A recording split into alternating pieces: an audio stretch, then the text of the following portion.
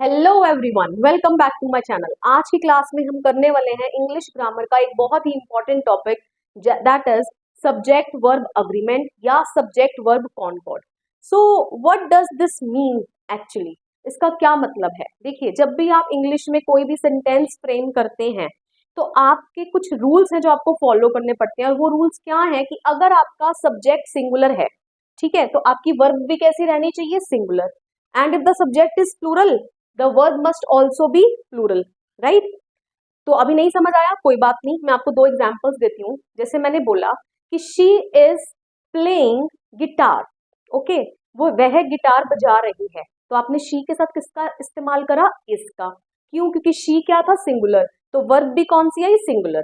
Okay, let's suppose now I change the sentence and said we are playing guitar.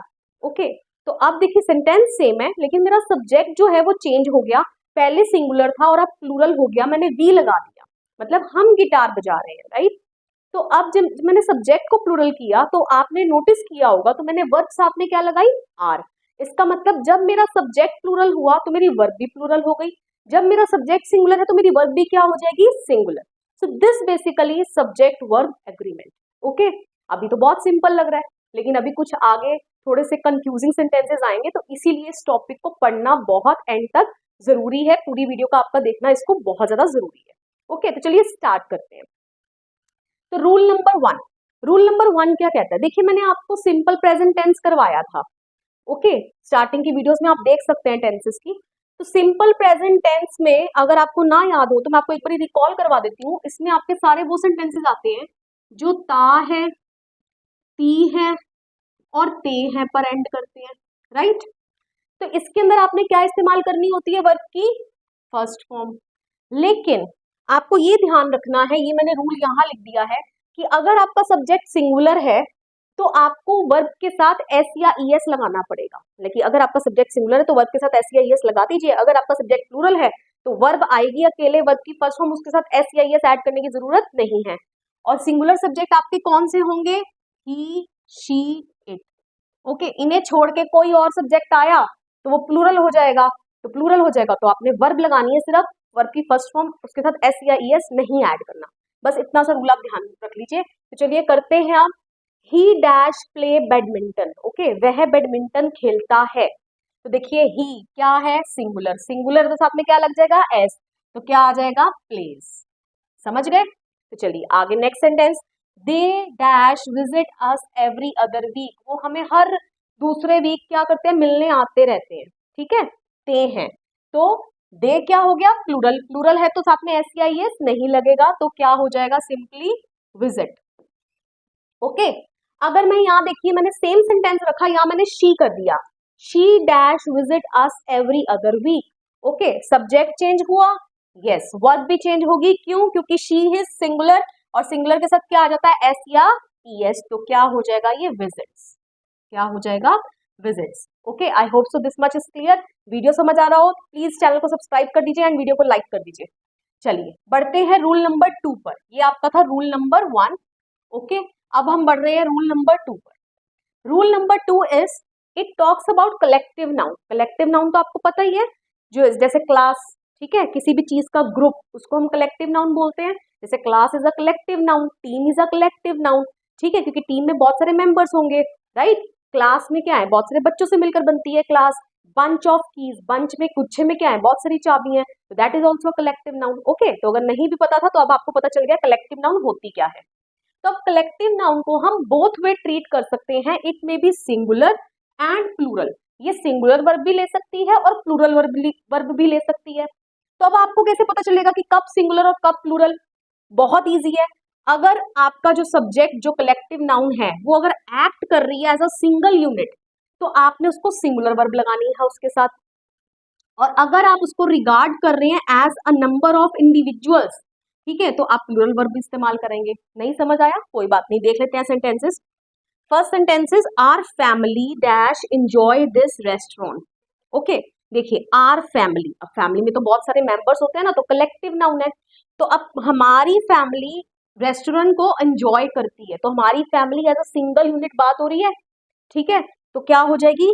Single unit act कर रहा है, it acts as single unit, तो यहाँ पर singular ही verb आएगी, तो क्या हो जाएगा, सिंगल के हिसाब से इसको ट्रीट करेंगे तो क्या आ जाएगा, एंजॉयज, क्योंकि सिंगुलर के साथ हम क्या लगा देते हैं, एस या ईएस, राइट। अब नेक्स्ट देखिए, families dash enjoy this restaurant. अब बहुत सारी फैमिलीज, तो अब अलग अलग फैमिलीज, अलग अलग घरों के फैमिलीज की बात हो रही है यहाँ पे, ठीक है। कलेक्टिव नाउन तो है लेकिन अब ये सिंगल यूनिट की तरह एक्ट नहीं कर रहा, ओके। तो अब यहाँ पर सिंगल यूनिट की तरह एक्ट नहीं कर रहा, तो इसका मतलब ये प्लूरल है, तो इसको प्लूरल वर्ब लगाएंगे, प्लूरल लगाएंगे तो इसका मतलब प्लूरल के साथ एस या एस नहीं आता, तो क्या हो जाएगा यहाँ पे, एंजॉय। आई होप सो सेंटेंस आपको क्लियर हो गया है। नेक्स्ट सेंटेंस की ओर बढ़ते हैं। मैंने इसमें 2 सेंटेंसेस लिखे हैं आपके डाउट को क्लियर करने के लिए। Next is the school staff dash excellent. देखिए स्टाफ, स्टाफ यहाँ पर कलेक्टिव नाउन है, क्योंकि स्टाफ कभी भी एक मेंबर से मिलकर नहीं बनता। स्टाफ की अगर बात की जा रही है तो बहुत सारे टीचर्स हैं उसके अंदर, ठीक है। तो स्कूल का जो स्टाफ है वो क्या है, एक्सीलेंट है। तो पूरे स्टाफ को as a single unit treat किया जा रहा है, तो आप समझ ही गए यहाँ पर क्या आएगा, इज। क्यों, क्योंकि इसको as a single unit treat किया जा रहा है, ओके। नेक्स्ट देख लेते हैं sentence, the staff dash gone their separate ways for holidays. Staff जो है वो अपने अलग अलग रास्ते निकल गए हैं हॉलीडेज को मनाने के लिए, सेलिब्रेट करने के लिए। तो कोई कहीं गया है, कोई स्टाफ कहीं गया है, दूसरा स्टाफ कहीं और गया है। तो अब यहाँ पर स्टाफ क्या हो गए हैं, डिवाइड हो गए हैं, सिंगल यूनिट की तरह एक्ट नहीं कर रहे हैं। तो अब इसको प्लूरल माना जाएगा और प्लूरल ही वर्ब आएगी। प्लूरल वर्ब आएगी तो क्या आएगा, हैज या have. I think this much is clear to you. आपको समझ आ गया है कलेक्टिव नाउन को कब आपने सिंगल यूनिट की तरह ट्रीट करना है और कब आपने उसके साथ प्लूरल वर्ब लगानी है और कब सिंगुलर वर्ब लगानी है, ठीक है। चलिए बढ़ते हैं रूल नंबर 3 की ओर। Rule number 3 is two subjects joined by and are plural, ठीक है। कोई भी 2 सब्जेक्ट्स जो एंड के साथ ज्वाइंट होते हैं हमेशा प्लूरल होते हैं। देख लेते हैं एग्जाम्पल, जैसे Riya and Sonam dash good friends. Obviously are आएगा यहाँ पे क्योंकि 2 की बात हो रही है। रिया एंड सोनम दोनों क्या है, गुड फ्रेंड्स हैं। A pencil and an eraser dash there in the pouch, ठीक है, are there in the pouch, क्योंकि दोनों ही चीजें क्या है, पाउच में है, पेंसिल भी है और इरेजर भी है, okay. But there is an exception case, ठीक है, एक्सेप्शन भी होता है इसके अंदर। एक्सेप्शन मतलब एंड के साथ ही कंबाइन हो रहे हैं, और मैंने अभी आपको बोला एंड के साथ कंबाइन होंगे तो ऑलवेज प्लूरल होंगे, हमेशा जरूरी नहीं है ऐसा हो। एंड के साथ ही जुड़े हो सकते हैं 2 सब्जेक्ट, लेकिन वो सिंगल यूनिट की तरह भी एक्ट कर सकते हैं। और अगर सिंगल यूनिट की तरह एक्ट करेंगे तो वर्ब क्या आएगी, सिंगुलर। नहीं समझ आया, अभी एग्जाम्पल देख लेते हैं। जैसे bread and butter dash my breakfast, ठीक है, इज आना चाहिए, आर आना चाहिए, आप खुद सोच के बताओ। अकेले ब्रेड तो मेरा नाश्ता नहीं है, ब्रेकफास्ट नहीं है, और अकेले बटर भी मैं लेकर बैठ जाऊंगी खाने के लिए, वो अकेले मेरा ब्रेकफास्ट नहीं है। मतलब ब्रेड और बटर दोनों मिलेंगे और वो मिलकर मेरा क्या तैयार हो रहा है, नाश्ता तैयार हो रहा है, एक सिंगल यूनिट तैयार हो रही है। तो इसीलिए यहाँ पर क्या आ जाएगा, इज, ओके। देखिए थोड़ा सा टेढ़ा जा रहा है ये, आई होप सो, लेकिन आपको समझ आ रहा है, विजिबिलिटी आपकी क्लियर है, यहाँ पर आपको बिल्कुल दिखाई दे रहा होगा साफ सुथरा कि ब्रेड और बटर दोनों मिलकर एक सिंगल यूनिट की तरह एक्ट कर रहे हैं, तो इज आ जाएगा, okay. I hope so this much is clear to you. तो ये हो गया इसका एक्सेप्शन केस, ओके। बढ़ते हैं रूल नंबर 4 की ओर। रूल नंबर 4 क्या कहता है कि two subjects joined by words like, अब ये वर्ड्स आपने ध्यान रखने हैं, with, together with, as well as, along with, besides. अगर आपको 2 सब्जेक्ट इन वर्ड्स के साथ ज्वाइन होते हुए नजर आए, ओके, तो क्या होगा उस केस में, मैं अभी आपको बता रही हूं आगे। The politician along with the न्यूजमैन dash expected shortly, is आएगा या आर आएगा। देखिए अब आपके पास यहाँ पर 2 सब्जेक्ट है, एक तो हो गया पॉलिटिशियन, एक हो गया न्यूजमैन। न्यूजमैन, बहुत सारे न्यूजमैन हो गए ना, तो इसका मतलब एक सिंगुलर हो गया और एक प्लूरल हो गया। अब आपके लिए कंफ्यूजिंग सेंटेंस हो गया, अब आप किस सब्जेक्ट को देखकर लगाएंगे, सिंगुलर को या प्लूरल को। तो इस केस में आपने ध्यान रखना है, आपकी जो वर्ब है, जो मेन सब्जेक्ट है ना, जो सबसे पहले लिखा है, उसके अकॉर्डिंगली लगेगी, ठीक है। मैं लिख देती हूँ यहाँ पे, जो सबसे पहले सब्जेक्ट लगा है जिसको हम मेन सब्जेक्ट बोलते हैं, क्या बोलते हैं, मेन सब्जेक्ट के अकॉर्डिंगली आपने वर्ब को लगाना है। अगर वो सिंगुलर हुआ तो सिंगुलर, प्लूरल हुआ तो प्लूरल, ठीक है। The politician along with the न्यूजमैन is expected shortly. I hope सो आपको क्लियर हो गया। अब नेक्स्ट सेंटेंस का आंसर आप मुझे बताइए। The teacher with her students, देखिए विद के साथ कंबाइंड है, टीचर एंड स्टूडेंट्स, एक सिंगुलर है एक प्लूरल है, बच्चे स्टूडेंट्स को देख के आर लगा देंगे, गलत हो जाएगा, आपने टीचर को देख के लगाना है, क्या हो जाएगा, is. Okay, I hope so this much is clear to you. Next rule number 5, rule number 5 क्या कहता है, words like either, neither, each, everyone, many, no one, ठीक है, ये सारे वर्ड्स क्या हैं, टेक सिंगुलर वर्ब, ये आपस में क्या लेते हैं, सिंगुलर वर्ब लेते हैं। ओके, तो आपको ध्यान रखना है। अब देख लीजिए सेंटेंस पढ़ लेते हैं, neither of the two boys dash participated in the quiz, ठीक है, बॉयज को देखकर यहाँ बच्चे कंफ्यूज हो जाएंगे, प्लूरल वर्ब लगा देंगे, नहीं, लेकिन नीदर अकेले लगा ना सेंटेंस में, तो आपको यहाँ पर क्या लगाना है, सिंगुलर, सिंगुलर है तो क्या आएगा, हैज। ओके, क्योंकि सिंगुलर के साथ हैज लगता है, प्लूरल के साथ हैव लगता है। Next, nobody dash get rich from writing these days, ठीक है, नोबडी, ठीक है, सिंगुलर की तरह ट्रीट करेंगे, सिंगुलर वर्ब आएगी, और सिंगुलर के साथ क्या लगता है, एस या ईएस, ठीक है, तो क्या आ जाएगा, गेट्स। ओके, यही वाला रूल, सिंगुलर के साथ क्या लग जाता है, वर्ब के साथ एस या ईएस। ओके, तो nobody gets rich from writing these days. I hope so ये भी आपको रूल क्लियर हो गया। क्लियर हो गया हो तो प्लीज लाइक कर दीजिए वीडियो को। अब बढ़ते हैं आगे रूल नंबर 6 पर। रूल नंबर 6 कहता है, subjects joined bye compound conjunctions like, देखिए अब कुछ आपने पढ़ी होंगी कंजंक्शंस पिछली क्लासेस में। कंपाउंड कंजंक्शंस कैसी कंजंक्शंस होती है, जो एक ही सेंटेंस में आती हैं, ठीक है, जैसे either or, neither nor, not only but also, ठीक है, तो ये कैसा आपका लेंगे, takes verb closest to it, ठीक है, वर्ब क्लोजेस्ट टू इट का क्या मतलब है, अभी आपको समझ में आ जाएगा। देखिए, either the class teacher or the parents, देख लीजिए ईदर और, एक ही सेंटेंस में आ गए ना, ईदर द पेरेंट्स और द क्लास टीचर, देखिए सेम ही सेंटेंस है, बस मैंने सब्जेक्ट को उल्टा पलटी कर दिया है यहाँ पे। देखिए यहाँ दो सब्जेक्ट है, एक है क्लास टीचर, एक है पेरेंट्स। ओके, यहाँ पर भी पेरेंट्स मैंने पहले लिख दिया, क्लास टीचर बाद में कर दिया, dash going to complain tomorrow, और आपके पास ऑप्शन है इज या आर। ओके, अगेन अगर बच्चे को रूल नहीं पता होगा तो वो कंफ्यूज हो जाएगा, क्योंकि एक सब्जेक्ट क्या है सिंगुलर और एक सब्जेक्ट क्या है प्लूरल, तो इसलिए आपको रूल्स को पता होना आपके लिए बहुत ज्यादा क्या है, इंपॉर्टेंट है। अब अगर आपको ऐसा सेंटेंस मिल जाए जिसमें कंपाउंड कंजंक्शन यूज हो रही है, तो उस केस में आपकी जो वर्ब जैसे आपने यहाँ फिल करनी है, तो उसके पास कौन सा सब्जेक्ट है, अब इस डैश के पास कौन पास में है, पेरेंट्स या टीचर, पेरेंट्स, इस डैश के पास कौन सा पास है सब्जेक्ट, टीचर या पेरेंट्स, टीचर। ओके, डिस्टेंस कम है ना, कम दूरी है, तो अब हम इसके अकॉर्डिंगली लगा देंगे, पेरेंट्स है तो यहाँ पर क्या आ जाएगा, आर, टीचर है यहाँ पे क्या आ जाएगा, is. I hope so clear हो गया। अब आपको देख लीजिए, either the class teacher or the parents are going to complain tomorrow, या तो क्लास टीचर कंप्लेन करने वाली है कल, या तो पेरेंट्स कंप्लेन करने वाले हैं। और यहाँ क्या हो गया, ईदर द पेरेंट्स और द क्लास टीचर, मतलब तो वही रहा, लेकिन मैंने सब्जेक्ट को उल्टा पुल्टा कर दिया, तो मेरी वर्ब भी क्या हो गई, चेंज हो गई। ओके, आई होप सो ये भी आपको क्लियर हो गया रूल। अब बढ़ते हैं लास्ट रूल पे, जो इस वीडियो का लास्ट रूल है, क्योंकि आगे भी कई रूल है, वो आपको आगे की वीडियो में कवर कराए जाएंगे। रूल नंबर 7, देखिए रूल नंबर 7 क्या है, सेंटेंसेस बिगिनिंग विद देयर और हेयर, अगर कोई सेंटेंस देयर या हेयर से स्टार्ट हो रहा है, जैसे, तो देयर और हेयर आपका सब्जेक्ट नहीं है, आप देयर और हेयर के बेसिस पर जज नहीं कर सकते कि मैं कौन सी वर्ब लगाऊं, ठीक है, तो क्या देखेंगे आप, मैंने आपके लिए एक एग्जांपल लिखा है, there dash books on the table, तो देखिए यहाँ पर मेन सब्जेक्ट क्या है, बुक्स, तो देयर आर आ जाएगा, क्योंकि बुक्स की बात हो रही है, बुक्स बहुत सारी है, right, there dash a book on the table, देखिए आ बुक आ गया ना, आ बुक मतलब एक बुक, ठीक है, तो इज आएगा यहाँ पे। Okay, I hope so this is clear. तो यही हेयर से भी स्टार्ट हो सकता है, here are books on the table, ठीक है, here are utensils on the shelf. Okay, तो उसके अकॉर्डिंगली आप लगा लेंगे। Last rule, rule number 8, that is plural indefinite pronouns, ठीक है, ये प्लूरल इनडेफिनिट प्रोनाउंस है, ये आपने याद रखना है। जैसे ये थी ना आपकी इनडेफिनिट प्रोनाउंस थी, लेकिन ये क्या थी, सिंगुलर थी, either, neither, each, everyone, many, no one, ठीक है, ये हमेशा सिंगुलर वर्ब लेंगे अपने साथ।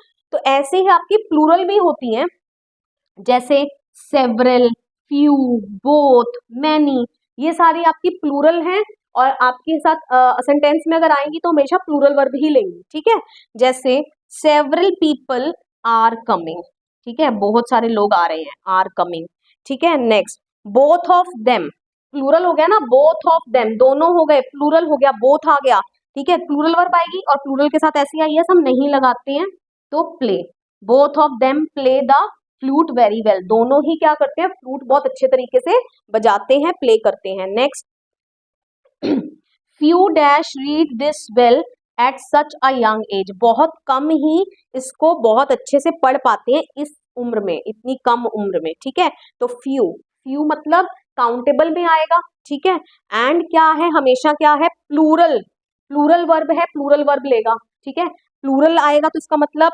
प्लूरल के साथ एस एस नहीं ऐड करते हैं हम, तो क्या हो जाएगा, read. Okay, clear, I hope so this much is clear to you.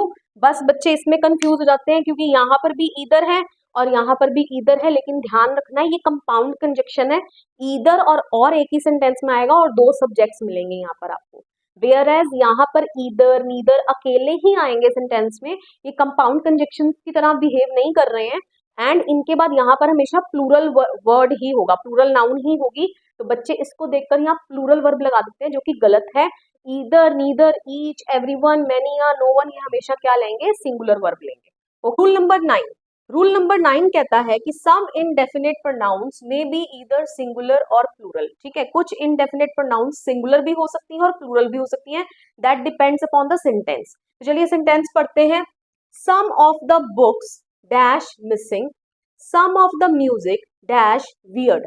देखिए दोनों ही सेंटेंसेस आपको कुछ कॉमन नजर आ रहा होगा, दोनों ही सम ऑफ द से स्टार्ट हो रहे हैं, ठीक है, ये भी सम ऑफ द, ये भी सम ऑफ द, ओके, बट एक डिफरेंस है, वो ये है कि यहाँ पर बुक्स आया एंड यहाँ पर म्यूजिक आया। बुक्स को आप क्या कर सकते हो, काउंट कर सकते हो, ठीक है, बुक्स क्या है, काउंटेबल, वेयर एज म्यूजिक क्या है, अनकाउंटेबल, म्यूजिक को आप काउंट नहीं कर सकते, तो जहां काउंटेबल नाउन आ गई ना वहां आपने प्लूरल वर्ब लगानी है, कैसी लगानी है, प्लूरल, ओके, एंड जहां अनकाउंटेबल नाउन आ गई वहां आपने सिंगुलर वर्ब लगानी है। फटाफट से दे दीजिए आंसर, तो यहाँ क्या आना चाहिए, some of the books are missing and some of the music is weird. Okay, I hope so clear हो गया आपको। नेक्स्ट रूल पर चलते हैं, rule number 10, plural form subjects with singular meaning take singular verb.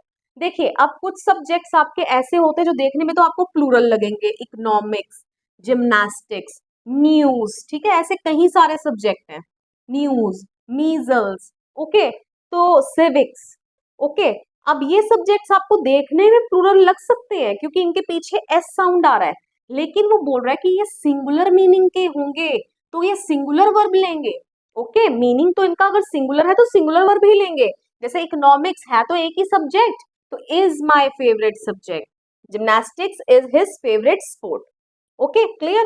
Rule number 11 says plural form subjects with plural meaning take plural verb. अब इसी का उल्टा हो गया, यहाँ पर प्लूरल फॉर्म सब्जेक्ट्स थे लेकिन उनका मीनिंग कैसा था, सिंगुलर, तो उन्होंने सिंगुलर वर्ब ली। अब यहाँ पर प्लूरल फॉर्म सब्जेक्ट्स हैं लेकिन उनका मीनिंग प्लूरल है तो वो प्लूरल वर्ब लेंगे, ओके, जैसे ऐसे कौन से वर्ड्स हैं, जैसे scissors, pants, trousers, tongs, spectacles, socks, jeans, ये सब प्लूरल हैं, ओके। देखिए सेंटेंस पढ़ लेते हैं, the socks are wet, okay, the socks are wet, लेकिन अगर यहाँ पर एक एक्सेप्शन है, अगर इसके साथ पेयर वर्ड आ जाए, पेयर वर्ड आ जाएगा तो ये क्या बन जाएगा, सिंगुलर, पेयर वर्ड आ जाएगा तो ये क्या बन जाएगा, singular, the pair of socks is wet, okay, clear. जैसे मैंने बोला spectacles dash on the table, तो आर आ जाएगा यहाँ पे, spectacles are on the table, क्योंकि बहुत सारे स्पेक्टेकल्स की बात हो रही है, लेकिन अगर मैं यहाँ बोल दूं अ पेयर ऑफ स्पेक्टेकल्स तो इज आ जाएगा, is on the table, okay, I hope सो आपको क्लियर हो गया है।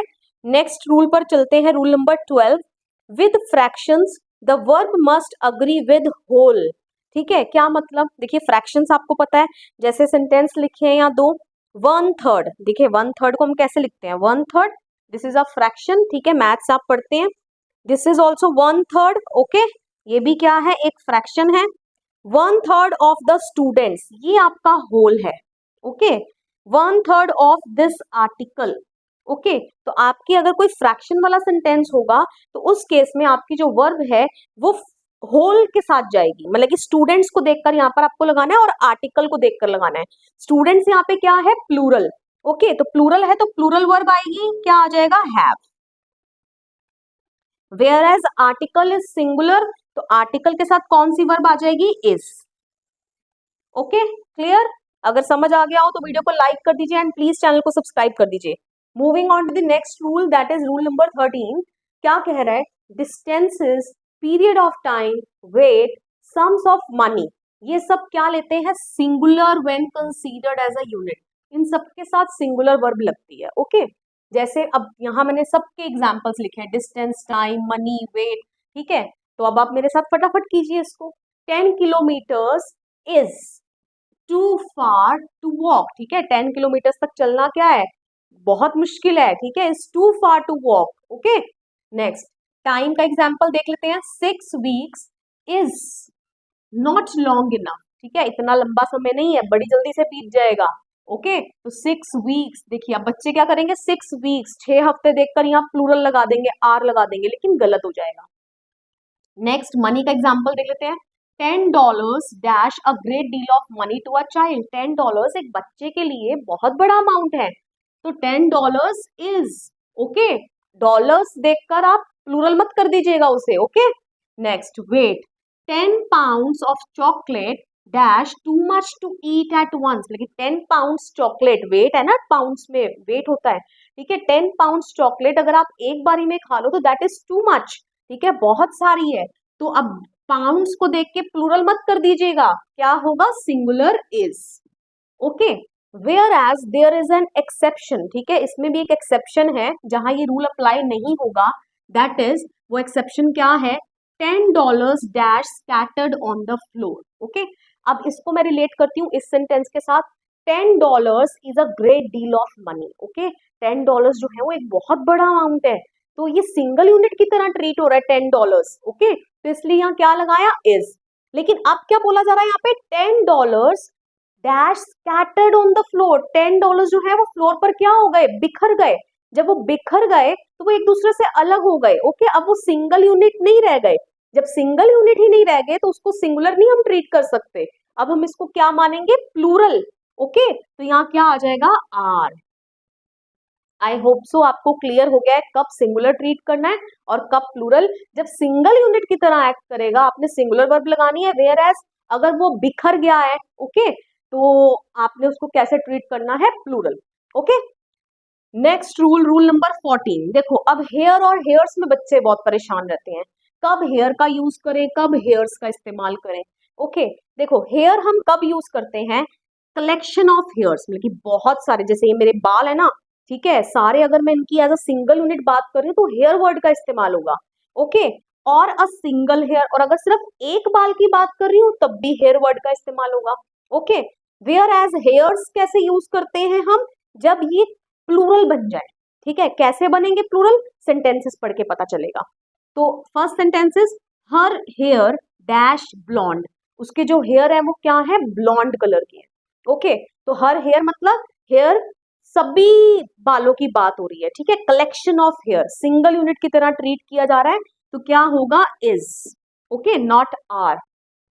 लेकिन अब नेक्स्ट सेंटेंस क्या है, 10 hairs of hers dash grey, मतलब कि उसके जो 10 बाल है ना वो क्या है, सफेद हैं। ओके, अब 10 बाल, अब वो उसको क्या कर दिया, सिंगल यूनिट की तरह हम ट्रीट नहीं कर रहे, हमने तो उसको काउंट करके बता दिया, तो अब यहाँ पर प्लूरल वर्ब लगेगी, तो क्या हो जाएगा, आर। Okay, clear. चलो नेक्स्ट रूल पर चलते हैं, रूल नंबर 15।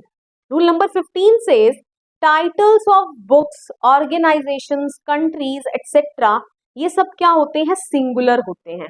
ओके, नाम पर नहीं जाना है कि एस लगा तो उसको प्लूरल ट्रीट करके आर लगा दिया, ऐसा नहीं होना चाहिए। जैसे कुछ एग्जाम्पल देखिए, star Wars dash a very successful film. ठीक है, अब ये फिल्म का नाम है स्टार वॉर्स, अब इसके पीछे एस देखे, प्लूरल मत, आर मत लगा देना, है तो एक ही फिल्म, तो क्या आएगा, is. Okay, the Rose and Crown dash an old restaurant, ठीक है। अब द रोज एंड क्राउन ये एक ही रेस्टोरेंट का नाम है, ओके। एंड देखकर ये मत समझ लेना कि दो अलग चीजें हो गई, आर लगा दो, इज आएगा, okay. The Netherlands dash a member of European union, okay. Netherlands कुछ कंट्रीज के नाम्स भी होते हैं जिनके साथ एस आता है, जैसे West Indies, okay. S add हो जाने से प्लूरल नहीं बन जाएगी, है तो एक ही कंट्री, क्या आएगा, इज, ओके। आई होप सो आपको क्लियर हो गया है। Next rule, rule number 16 which is very very important, sentence with only one of those, ठीक है। अगर किसी सेंटेंस में ये लगा हो with the only one of those, ठीक है, द लगा देती हूँ यहाँ पे क्योंकि दोनों में डिफरेंस है, वो मैं आपको नेक्स्ट वीडियो में बताऊंगी। Only one of those and one of those, okay. Sentences with the only one of those take singular verb, ठीक है। आपको खुद ही पता चल जाएगा the only one of those, ठीक है, उन सब में से वो एक है। जब एक की बात हो रही है तो वर्ब भी कैसे लगेगी, सिंगुलर, ओके। तो देख लेते हैं, ही is the only one of those main, जबकि यहाँ आपको हमेशा प्लूरल नजर आएगा नाउन, ओके। यहाँ आपको ऑलवेज प्लूरल मिलेगा, तो बच्चे इस प्लूरल को देखकर प्लूरल वर्ब लगा देते हैं, लेकिन वो गलत है। He is the only one of those men who dash always on time, who is, okay, are नहीं, who is always on time. Next sentence पर आ जाते हैं, Sam is the only one of the employees, देख लीजिए आ गया ना, the only one of the employees, employees क्या है, प्लूरल, इसको देखकर प्लूरल वर्ब नहीं लगानी है, the only one of those आ गया, only one of the employees आ गया, who always dash over time, ठीक है। तो एक सैम की बात एक की जा रही है, एक लौते सैम की, तो क्या हो जाएगा, वर्क्स, क्योंकि मुझे क्या पता है कि सिंगुलर के साथ मैं क्या लगा देती हूँ, एस या ईएस, ओके। रूल नंबर 17 क्या कहता है, रूल नंबर 17 कहता है sentences with the only one of the end one of the, okay. अगर ऐसे सेंटेंसेस जो the only one of the से स्टार्ट हो रहे हैं, ठीक है, या वन ऑफ द से स्टार्ट हो रहे हैं, तो देखिए दोनों में डिफरेंस है। क्या डिफरेंस है, एक मैं आपको पिछली क्लास में कवर करा चुकी थी, लेकिन अब दोनों में डिफरेंस बताने के लिए मुझे दोनों ही सेंटेंसेस को लिखना पड़ेगा ताकि आपको बहुत अच्छे से समझ आ जाए, ओके। तो देखिए, Sam is the only one of the employees who always dash over time, okay. Sam जो है, यहाँ पर सब्जेक्ट कौन है, किसकी बात हो रही है, यहाँ पर सैम की बात हो रही है, क्यों, क्योंकि ये ही एक लौता एम्प्लॉय है, ठीक है, सभी एम्प्लॉयज में से, देखा ना, Sam is the only one of the employees, मतलब कि सभी एम्प्लॉयज में से यही एक लौता एम्प्लॉय है जो क्या करता है, who always works over time, okay. क्यों, क्योंकि सिंगुलर है, और सिंगुलर के साथ हम क्या लगा देते हैं, एस या ES, okay.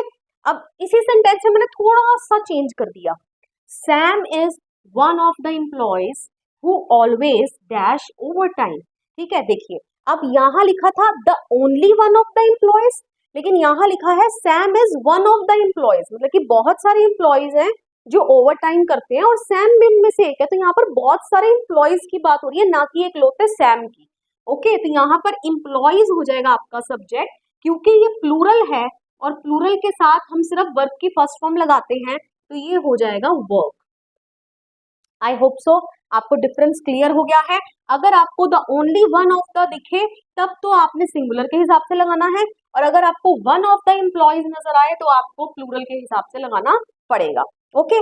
Rule number 18, the phrase more than one takes a singular verb. देखिए, वैसे तो फ्रेज देखने में मोर देन वन प्लूरल ही लग रहा है क्योंकि एक से ज्यादा है, लेकिन वो क्या बोल रहा है कि ये ऑलवेज सिंगुलर वर्ब लेता है, ओके। आपको दिमाग में रखना है, आपने ये बात ध्यान रखनी है। चलिए देख लेते हैं example, more than one box dash on the table, is लगाऊं आर लगाऊं, मोर देन वन आप आर लगा देंगे, लेकिन यहाँ पर क्या आएगा, इज, ओके। आपको याद रखना है ये rule, more than one car, was लगाऊं या वर लगाऊं, was involved in the race, okay. I hope so ये भी आपको क्लियर हो गया। नेक्स्ट रूल की ओर बढ़ते हैं, rule number 19, that is cattle, nouns like cattle, folk, gentry, majority, mankind, police, people, poultry, public, okay. ये देखने में तो क्या लगती है, सिंगुलर है, ओके, लेकिन ये ऑलवेज क्या लेती है, प्लूरल वर्ब लेती है अपने साथ। कैसी वर्ब लेती है, प्लूरल। तो देख लीजिए फटाफट से नीचे कुछ एग्जाम्पल्स लिखिए, करके बताइए मुझे। द कैटल इज नहीं are grazing, the people dash justice, people क्या है, लग तो सिंगुलर लाए लेकिन प्लूरल है, प्लूरल है तो क्या आएगा वॉन्ट, ना कि वॉन्ट्स, क्योंकि वॉन्ट्स लगता है सिंगुलर के साथ। ओके, ये तो क्या है, प्लूरल है। Okay, village folk dash up early, क्या आएगा वेक अप, क्योंकि इसको हमने प्लूरल ट्रीट करना है ना कि सिंगुलर। ओके, चलिए अब ये कुछ रिमेंबर मैंने लिखा है, ये आपको ध्यान रखना है। समन्स वर्ड जो है वो सिंगुलर है, समन्सेस जो होता है वो प्लूरल होता है, वर्मिन जो है वो क्या है, प्लूरल नाउन है। अब यहाँ पर एक बेसिक डिफरेंस समझ लीजिए, ये वेरी वेरी इंपॉर्टेंट है। वो क्या है, देखिए दो सेंटेंस मैंने लिखे हैं, दोनों ही मिलते जुलते सेंटेंसेस है, लेकिन दोनों में एक डिफरेंस है। ठीक है, क्या डिफरेंस है, the black and a white cow dash grazing. Okay, next पढ़ लेते हैं, the black and white cow dash grazing. अब आपके पास दोनों में ही इज और आर ऑप्शन है। ओके, किसमें इज लगाऊं किसमें आर लगाऊं, स्लाइटेस्ट डिफरेंस ये है कि यहाँ भी ब्लैक के आगे एक आर्टिकल लगा है और यहाँ भी व्हाइट काउ के आगे क्या लगा है, एक आर्टिकल लगा है। लेकिन सेकंड सेंटेंस में क्या है, यहाँ तो द ब्लैक आर्टिकल है लेकिन यहाँ पर आर्टिकल नहीं है। ओके, यही डिफरेंस है बस, और तो कोई डिफरेंस नहीं है। लेकिन ये ही डिफरेंस जो है इन दोनों सेंटेंसेस को आपस में से एक दूसरे से बहुत ज्यादा अलग बना रहा है। ठीक है, क्या डिफरेंस आ गया इसमें, देखिए जब भी the black and a white cow are grazing, क्यों, क्योंकि दो काउ हैं, एक ब्लैक है और एक वाइट है, जबकि यहाँ पर क्या है, the black and white cow is grazing. अब यहाँ पर एक ही काउ है लेकिन वो ही क्या कर रही है, ग्रेज कर रही है, वो ब्लैक और व्हाइट दोनों कलर की है। ओके, तो अगर आपने ये देखना एंड के साथ कंबाइंड हो और दोनों के साथ आर्टिकल लगे तो दो अलग अलग चीजें हैं, और अगर सिर्फ एक के साथ आर्टिकल लगे एक के साथ आर्टिकल ना हो तो वो सिंगुलर की तरह आप ट्रीट करोगे। ओके, आई होप सो ये भी आपको क्लियर हो गया। अब बढ़ते हैं प्रैक्टिस एक्सरसाइज की ओर। अगर आपको इतना समझ आ गया हो तो वीडियो को लाइक कर दीजिएगा एंड मेरे चैनल को सब्सक्राइब कर दीजिएगा। चलिए, exercise 3 dash grazing there. Okay, deer are, deers are. देखिए ज्यादातर बच्चे इसमें क्या करेंगे, 3 हमने पढ़ा है कि जैसे 1 बॉक्स 2 बॉक्सेस, ठीक है, 1 काउ 2 काउस, ठीक है, 1 बुक 2 बुक्स, मतलब जैसे ही सिंगुलर से प्लूरल हो जाता है हम साथ में एस लगा देते हैं और वो प्लूरल बन जाता है। अब यहाँ पर भी 3 है तो यहाँ पर बच्चे क्या करेंगे, डियर्स कर देंगे, 3 डियर्स आर, ठीक है, ग्रेजिंग देयर। लेकिन ये गलत हो जाएगा।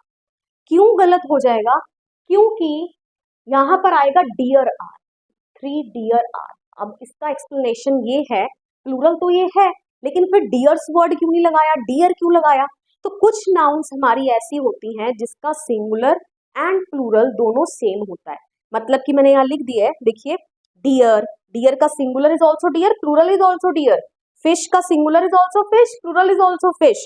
शीप का singular is also sheep, plural is also sheep. Okay, तो अब यहाँ पर अब आपको क्लियर हो गया कि यहाँ पर डियर्स आर जो है वो गलत हो जाएगा, deer are is the correct answer. Okay, बढ़ते हैं नेक्स्ट क्वेश्चन की ओर। The jury dash unanimous in its decision. देखिए ज्यूरी क्या हो गई आपकी, कलेक्टिव नाउन। कलेक्टिव नाउन कैसे बिहेव कर रही है, एज अ सिंगल यूनिट, क्यों, क्योंकि उनका एक ही डिसीजन है। यूनानिमस मतलब होता है एक ही डिसीजन लेना। ओके, तो कैसे अगर सिंगल यूनिट की तरह हो रही है तो singular noun, singular verb is. Okay, he has 50 dash rupees, 50,000 या 50,000, कभी भी thousands नहीं होता, 50,000। ओके, मैं टिक लगा रही हूँ। Next, the rhythm of the pounding waves dash Kameng. Okay, जो रिदम है पाउंडिंग वेव्स का वो आरामदायक है, कामिंग मतलब सूदिंग, ठीक है, जिसको सुनकर क्या मिले, सुकून मिले। ओके, तो यहाँ रिदम की बात हो रही है ना कि वेव्स की। बच्चे वेव्स को देख के प्लूरल लगा देंगे लेकिन वो गलत हो जाएगा, इज आएगा यहाँ पे। ओके, क्यों, क्योंकि रिदम की बात हो रही है। Okay, next, neither the basket nor the apples. अब देखिए इन चारों में एक ही रूल अप्लाई होगा, और ये मैंने आपको रूल बताया था, जब भी आपके दो सेंटेंसेस नीदर नॉर ईदर और कंपाउंड कंजंक्शन के साथ मतलब कि जुड़े हो, ठीक है, जिसमें नॉट ओनली बट ऑल्सो, तो आपको जो आपका डैश के पास है ना नाउन, उसके अकॉर्डिंगली वर्ब लगेगी। ओके, तो देखिए neither the basket not the apples, यहाँ एप्पल्स को देखकर लगाया जाएगा।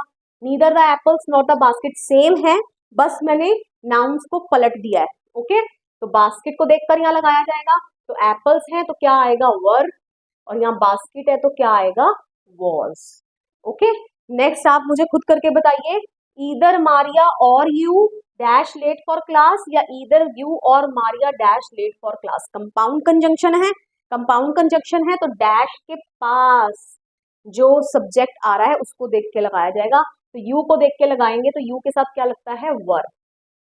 ओके, एंड यहाँ मारिया को देखकर लगाएंगे तो मारिया के साथ क्या लगेगा वॉज। Okay, clear. चलिए नेक्स्ट रूल, अब ये भी रूल इन तीनों में एक ही रूल लग रहा है, ये आपकी ऐसी इंडेफिनिट प्रोनाउन है, ये ऐसी इंडेफिनिट प्रोनाउन है जो ऑलवेज कौन सी वर्ब लेती हैं, सिंगुलर वर्ब लेती हैं। कौन सी वर्ब लेती हैं, सिंगुलर वर्ब लेती हैं, जैसे ईच, एवरी, ठीक है, नो वन। ओके, तो ये सारी आपकी वो ही प्रोनाउन है। तो everybody in the class has tickets, okay, not have. Every silver knife, fork and spoon dash to be counted, okay, has to be counted.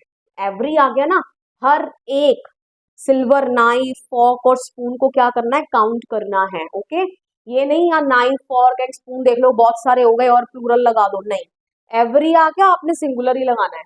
Each cat and each dog dash its own way has. Okay, ये मत सोच लेना कि and के साथ combined है, दो हो गए तो अब मेरे को यहाँ पर आर प्लूरल बन जाएगा, नहीं, गलत है, ईच आ गया ना, तो हर एक की बात हो रही है और सिंगुलर ही वर्ब आएगी हैज। ओके, नेक्स्ट बढ़ते हैं। 10 million gallons of oil dash a lot of oil, ये सिंगल यूनिट की तरह ट्रीट कर रहा है। 10 मिलियन गैलन्स ऑफ ऑयल जो है बहुत सारा ऑयल है, ठीक है, यहाँ पूरी क्वांटिटी को as a single unit consider किया जा रहा है, तो यहाँ पर क्या आएगा इज। ओके, जबकि नेक्स्ट सेंटेंस पढ़ लीजिए, 10 million gallons of oil dash spilled, spilled मतलब बिखर गया, अब वो पार्ट्स में डिवाइड हो गया, और जब पार्ट्स में डिवाइड हो गया तो प्लूरल वर्ब लगेगी। ओके, तो क्या हो जाएगा यहाँ पे वर। क्लियर।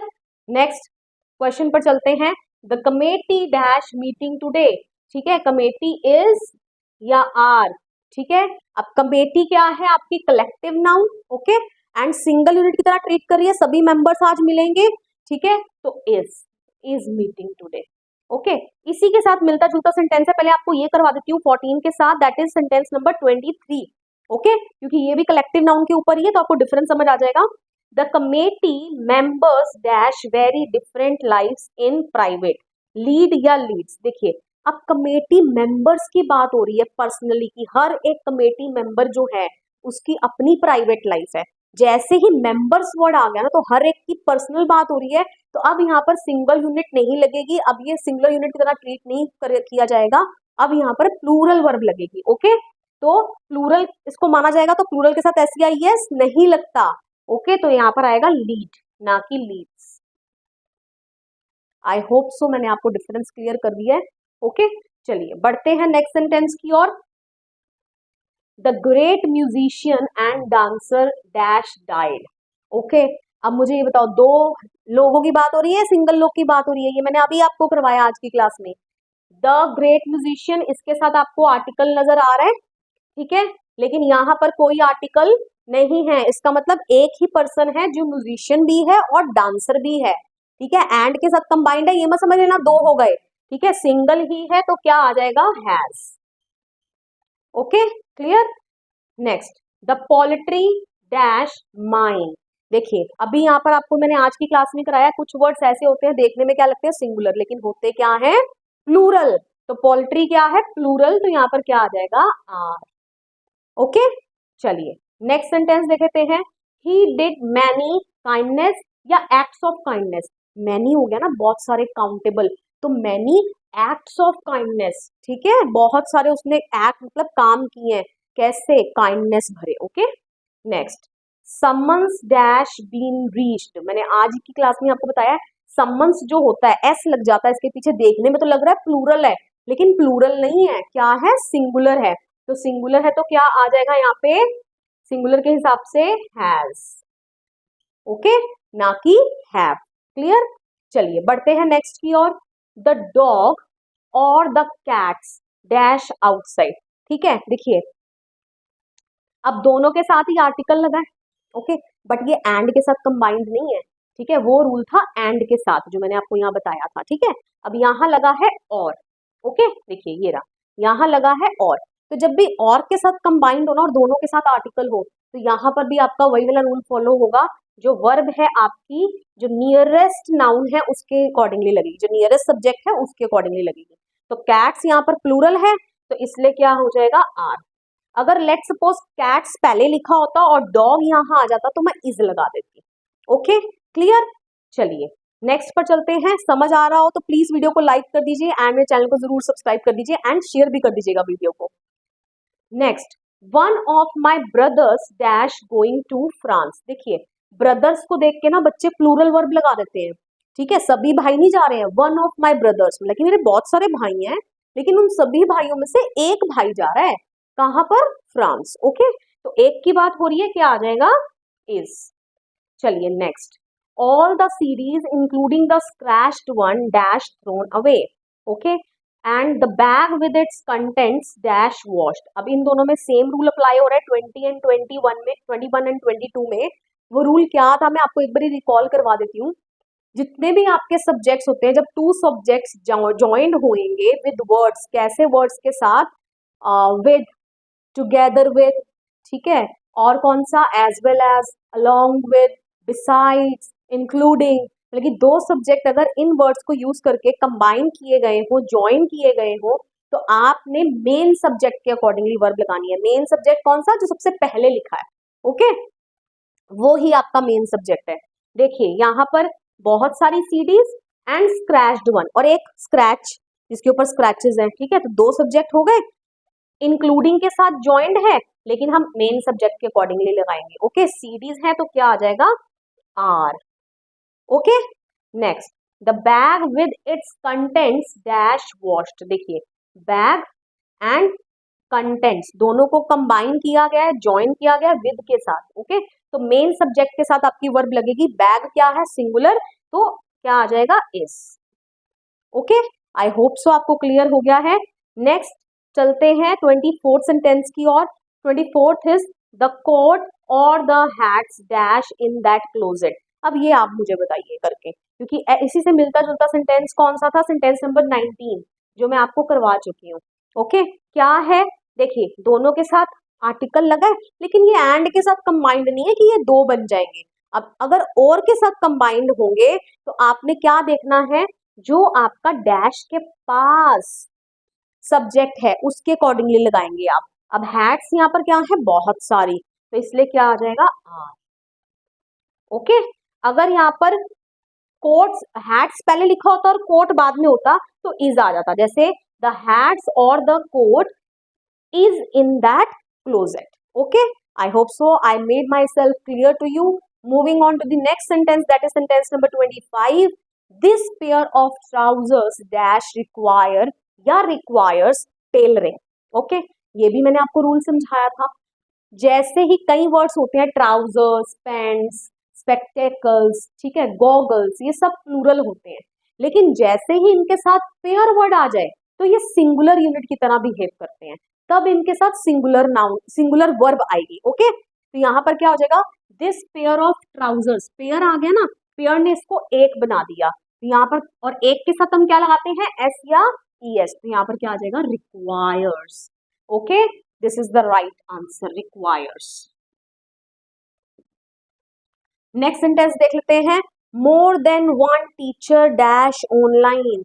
आज की क्लास में रूल बताया मैंने आपको, मोर देन वन लगता तो प्लूरल है लेकिन क्या है, सिंगुलर। देख लीजिए यहाँ मैंने करवाया था आपको, तो यहाँ पर क्या हो जाएगा, मोर देन वन टीचर, बच्चे लगा देंगे आर ऑनलाइन, ओके, तो that is wrong, more than one teacher is online, okay.